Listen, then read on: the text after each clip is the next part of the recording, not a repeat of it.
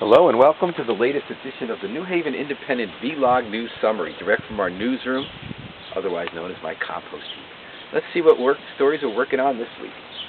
Oh, we got some sparklers. Didn't get to use them because it rained on July 4th.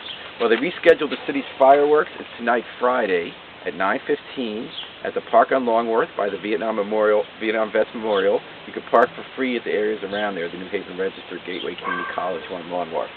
Maybe after the fireworks tonight, can we take down some of these flags that are flying a little bit of overkill around town? I think New Haven's starting to look like one big car dealership. Just a thought. What else are we working on here? Oh, a reader wrote into us this week. After somebody is surrounded by people on bikes on Grand Avenue around 9:30 one night, they surrounded the car, stole car radio, beat up the person, split the lip, and the reader said, what should we do? These incidents are happening with kids on bikes. What should we do to stay safe in that situation without running somebody over or getting arrested ourselves? Well, we weren't sure, so we tried to come up with some ideas. Don't know if we have an answer. One idea is you could put on a bike helmet. Maybe they'll think that you're on bikes too and they'll go bother somebody else. Just a thought. You could try putting on dark glasses, and if you can't see them, maybe they can't see you. You could try a screecher. That's a lot of noise. Actually, you do that when you ride a bike. Or you can pull out your pocket copy of Allen Ginsberg's poem and start saying, I've seen the best minds of my generation. Well, that's a beat poet, so maybe you don't want that one. Tell you the truth, we don't know an answer. So Melissa Bailey of the Independent asked the police chief at one recent event, what do you want citizens to do? He left the room and handed the question over to his assistant chief, Herman Badger, who said every situation is unique. So as our readers subsequently pointed out when we reported this, that's not good advice.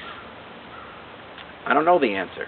Maybe partly it lays in how this latest problem that began 2 years ago with the kids on bikes and youth violence caught us by surprise and we're playing catch-up. There might not be an easy answer, but it'd be good if we got clear direction. Unlike 15 years ago when there were other problems starting up with youth and we negotiated the police department a gang truce, when we invented new programs like Child Study where the cops and the Yale shrinks were helping kids who see violence, maybe it'd be good to get ahead of the curve somehow if we can. Speaking of which, and speaking of the Child Study program, they were working overtime this past week in a very sad incident in the Hill. 9-year-old Keyshawn Webb was hit by a stray bullet in his own living room at around 10:30 at night on West Street. He was watching TV when there was a shooting outside.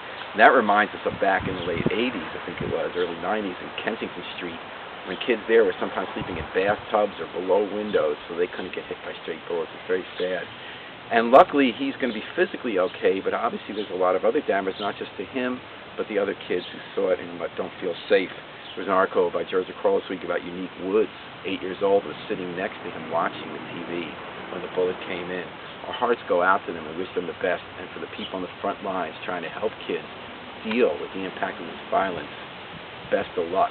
And meanwhile, as a community, let's hope that we can pull together and stop that carnage soon.